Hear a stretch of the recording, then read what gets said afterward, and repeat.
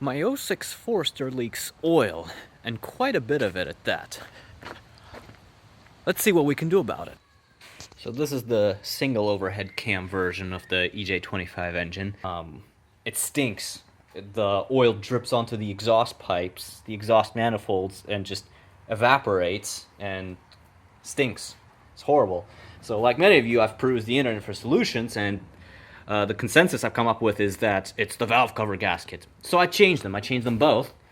After I did that, I still had the issue on the driver's side, so I figured I just did a shitty job, so I did the work again on the driver's side. That didn't fix the issue either.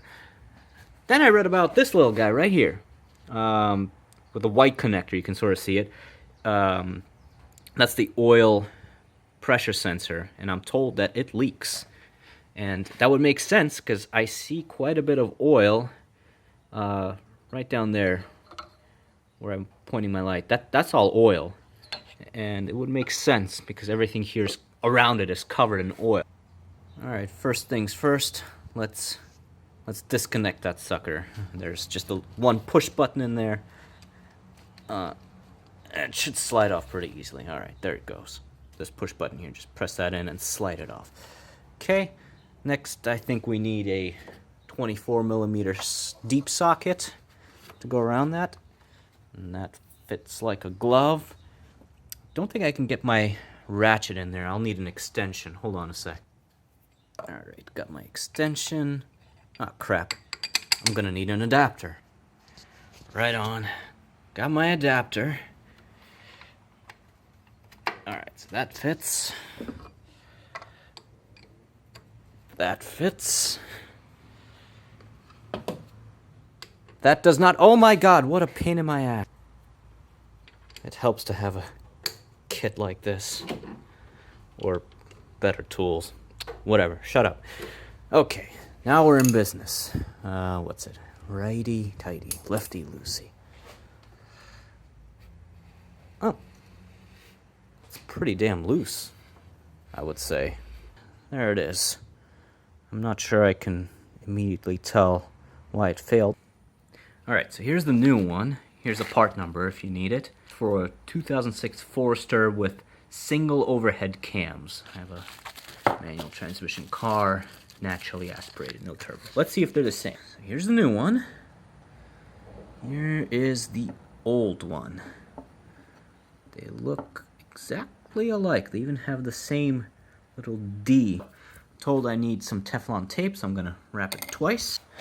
It's just regular Teflon tape I got from the hardware store, nothing special. Alright. It's kind of too deep for me to try to put it by hand, so I just kind of put it into the socket. Hopefully it won't slip out, but it probably will. Don't do it. You son of a bitch. Okay, guess I'll try it by hand after all. Shit. Okay. Maybe I can get it. That's still not very easy, though.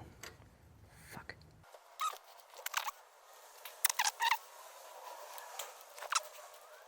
I'm gonna put the camera down. Alright, so I got it in there. It's probably a good idea to thread it by hand first. That way you don't cross-thread it and cause yourself a pain in the ass. Next up, I'm told that I read that you need to torque it to 12.5 foot-pounds. So I got my trusty torque wrench, got it set to 10 foot-pounds, just in case. Because I read about people over-torquing it and actually breaking the aluminum down there, creating a really bad issue, much worse than just a leaky oil problem. So let's see if I can tighten it here. Okay, it's still... Come on, click, you bastard. This is getting too scary. Actually, hold on a sec. So I did here, just to make sure for myself, because I suck at torque wrenches. I haven't really used one much, so I don't have much experience. So just to make sure that it actually feels like a reasonable amount of force. So I've got it set to maybe like 9 foot-pounds now. And I hear it clicking, so I guess that's probably okay. Because the other trouble is with the fact that I'm using such a long extension that I might not be able to perceive that I'm not 100% orthogonal.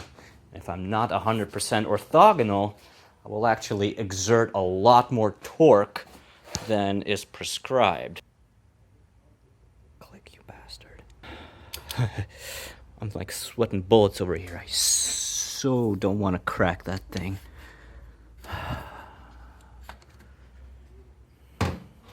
I mean, part of it is maybe I slather on too much Teflon tape. All right, we're there. Okay. Whew. Actually, did wind up going back and torquing it to a whopping 11 foot-pounds just in case. Only trouble is now the connector's like backwards, but yeah, gonna put that back in now. Gonna pour some degreaser in there and just rinse it out, take it to the car wash, and then we'll see how we do. All right. All right, pouring some foamy engine cleaner in there.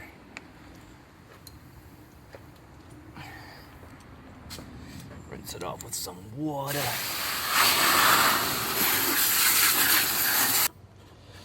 I'm gonna pour some oil back in because the amount of oil I lost just seemed rather extraordinary to me. Here we go.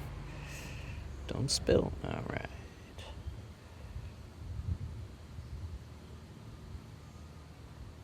Okay. Well, that wasn't extraordinary, but check my dipstick. It actually wasn't that bad. But whatever. The engine's hot, so I don't trust it 100%. Car wash time. Please wait while your card is being authorized. If your card is not authorized, your card will not be charged. Oh, thank God. Probably won't get all the oil, but most importantly, got to get that oil off the exhaust pipes.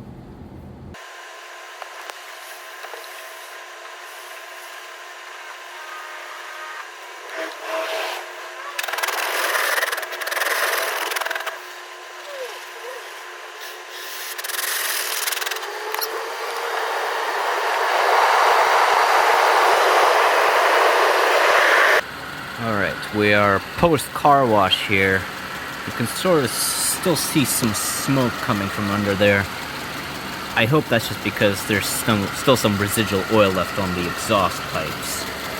Let's see, we'll get the camera in.